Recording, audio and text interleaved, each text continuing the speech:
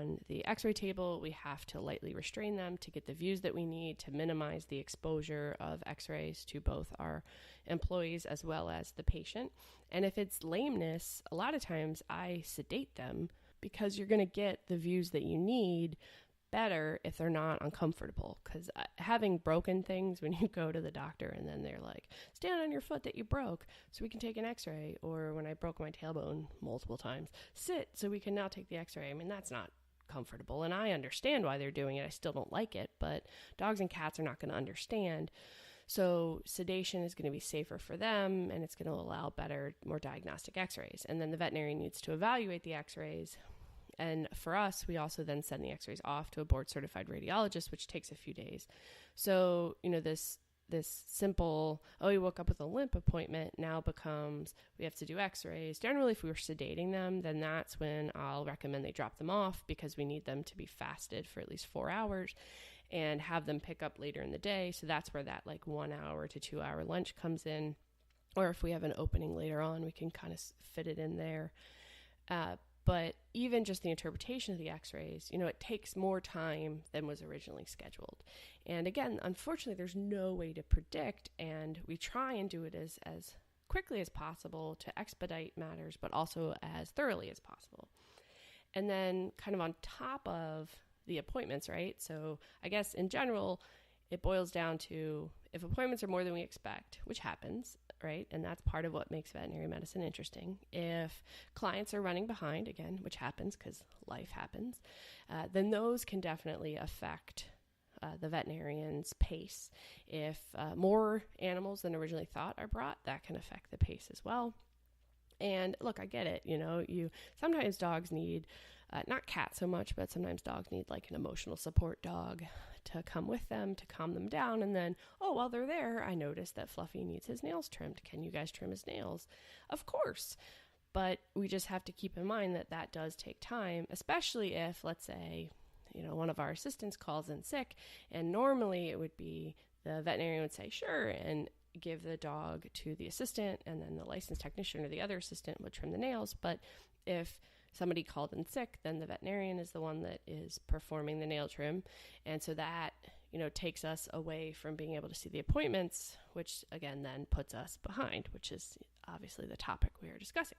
So then other things to think about are the veterinarian, when we're not in the exam room, usually we're doing a bunch of other things. Like for me, I'm doing administrative work as well as veterinary work, but we are constantly receiving phone calls. Clients are giving updates or have questions from previous appointments. Clients are calling for prescription refill requests.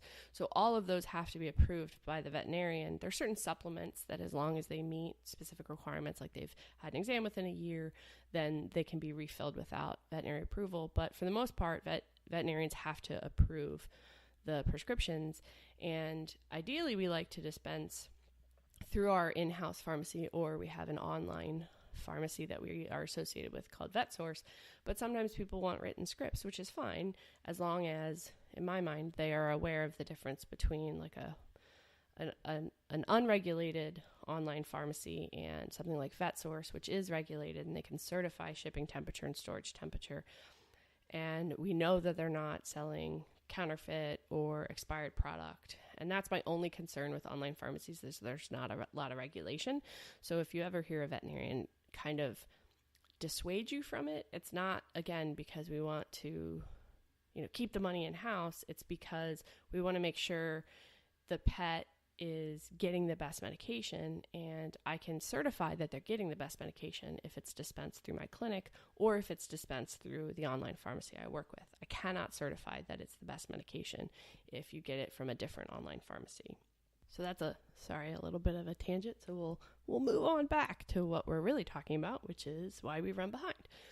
So if we have a client calling with a concern or a potential emergency that needs to be addressed, those are, most of the time we try and do our callbacks later. If it's a quick, hey, Dr. McFaddin, which I get probably 50 times a day. Hey, Dr. McFaddin, Mrs. Smith, let's say, has a quick question about this. And then the CSR asks me the question, I answer it, then they relay the information to the to the owner, or we'll have a lot of blood work that's come back that we try to review just to make sure there's nothing urgent that needs to be addressed. And sometimes with the technician appointments, like if it's a tricky blood draw and the assistant or licensed technician is unable to get the blood, we'll need to step in and help. Ear cleaning, sometimes we need to do like a really quick assessment pre or post ear cleaning. And sometimes if they're naughty doctors and they don't write what test they want run, the veterinarian, who may or may not be the veterinarian who requested the test, has to then go back through the record and look to see which test they want, which I try very hard to eliminate that problem, because I would like it so that, let's say I lost my voice, which I'm sure a lot of people might be happy about.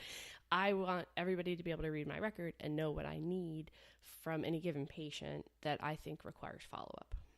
So there's multiple issues going on and that, or multiple factors, I should say, that, require the veterinarian's attention in between appointments that are not directly related to the appointments that are going on. And because we are a boarding facility, we also have boarders. And if there's a problem with the boarder, we want to be able to address it. And it may even just be quick look or quick description. Okay, we'll take a look at him later. We'll fit that in. But, that still takes time. So it's not, I guess the whole point of this podcast is just to say it's not because we're trying to make you late, and it's not because we don't value your time. And I know, like, from my perspective, when I go to the doctor and I have to wait for prolonged periods of time, it's very frustrating because I feel like the doctor does not respect my time. And then I have to think back to like what my days are like. And I remind myself, it's not that they don't respect my time, right? Like they honestly are not even thinking about my time. They're thinking about how they can best treat their patients in the amount of time that they have. And we're not doing it deliberately. We're not sitting in the doctor's office or the treatment room like play and go fish. Oh, we're going to make them wait another 5 minutes. It's because we have so many different aspects that we're trying to attend to and make sure everybody gets the best treatment and make sure everybody's issues are addressed. And on top of, like a full book of appointments, if we have emergencies that come in, then those can put us behind as well, because everybody, for the most part, understands, like most clients understand, if it's an emergency, then they're okay with waiting. Sometimes people get frustrated, which again, I understand. It's, your time is valuable. It's just as valuable as my time. But I look at it as, if my pet was sick and my veterinarian is willing to see them and squeeze them in, then that's great. And if I am there and my pet is healthy, but somebody else's pet is sick, then I'm okay with waiting a little bit, because I would want that veterinarian to treat my pet the exact same way. And I think that, that's where kind of lending grace is very helpful, because again, we're not trying to say that your pet is not as important as the emergency. It's just, if the animal can't breathe, then that needs to be assessed before we do the wellness exam. And we'll still do it, and we'll still be thorough, and we'll still devote as much time as we can to your patient or your pet, our patient, I guess. But we need to make sure that everybody's stable before we can do that. And I try very hard when I walk into the exam room to approach it as, this is that client and patient's time. Like I don't want them to wait, because it frustrates the clients. It frustrates the animal, right? I mean, dogs will get anxious, especially if there's emergency. Sometimes they'll kind of sense the pheromone changes or the stress level in the workers, or even my stress level. And so I try to remember every time I walk into a room, okay, this is this person's time. They don't know what I was doing. And to be honest, they don't care what I was doing 3 minutes ago, right? This is now their time. And that's how I try to approach it.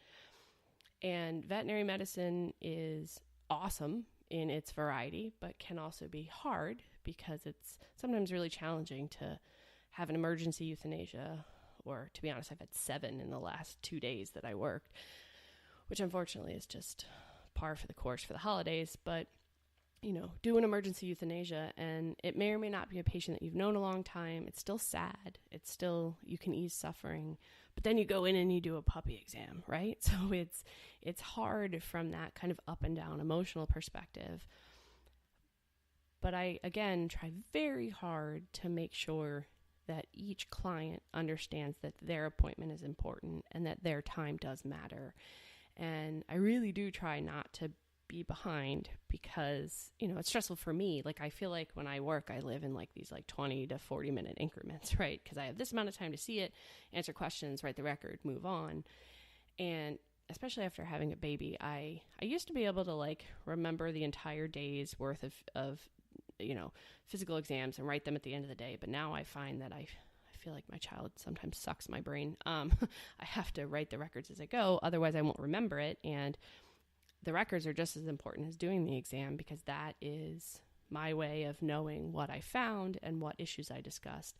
So sometimes there is a little bit of a delay when we at least write a portion of our record. Like, we may not have to write what we talked to the client about, but at least writing down the physical exam findings is very helpful for later when you catch up on your records. And from the customer service representative perspective, when the doctor's behind, it's, kind of doubly frustrating because there's all these clients sitting in the lobby staring at them, or they, are asking how much longer it's going to be. And that right there is where I try and really excel compared to human medicine, because it is very often that I will go to a human doctor and sit in the lobby for 30 minutes and no one will say anything to me. And then they'll put me in a room and then I'll sit in there for 30 minutes and no one will say anything to me. And I feel much more valued if there's communication. So I try very hard to have the CSRs and the assistants kind of just touch base with the clients and let them know, hey, Dr. McFaddin's running 15 minutes behind. She'll be with you as soon as you can. And there's always that caveat of, do we put them in the room and have them wait in there, or do we have them wait up front? And honestly, it depends on the patient. Like, if the dog's anxious in the lobby, then we'll put them in the room. If the animal's happier and the client's happier out in the lobby, then we'll have them wait there.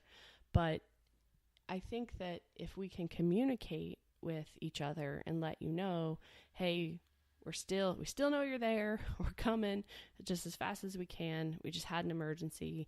We'll be with you. I think that means a lot more than just ignoring people up front and not telling them what's going on. So having that open dialogue, I think, is helpful in veterinary medicine, because unfortunately, it'd be really cool if we were never behind and everything ran like clockwork. But the reality is medicine's messy and it's unpredictable and things take longer than you think they will. And that's why literally every doctor everywhere runs behind at some point in their career or in their day. And I just wanted to take this kind of opportunity to explain to you why that can happen, not so much so that you don't get frustrated, because again, I get frustrated when I go to the doctor and they're behind, but just so you kind of have an understanding and just so you are aware, we really are not goofing off. We are just trying to move through our day as quickly and efficiently as we can, because it's stressful to the doctor if we're running late. It's stressful to the CSR. It's stressful to the assistant, right? Because sometimes they're caught in limbo, the doctor's doing 5 different things and I can't necessarily help. And if I load the appointment, then they're going to be stuck in the room. So having open dialogue in that situation as well is very helpful and helps things move more smoothly. But I hope this kind of answered some questions that you may or may not have known that you had. And if you guys ever want to know anything else about the inner workings of the veterinary hospital or why things happen the way they do, just let me know.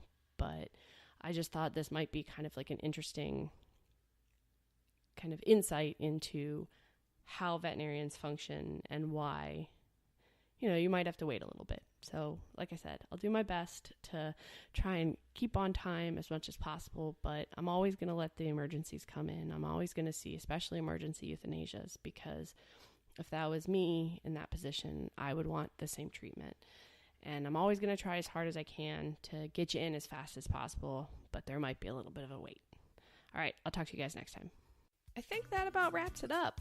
As always, thank you for listening to this installment of Vetsplaining. I hope you enjoyed your time with me and ideally learned at least one new thing for the day. If you have any questions or suggestions for future topics, feel free to leave a comment below or email info@independenthillvet.com and put podcast topic or podcast comment in the subject line. Until next time.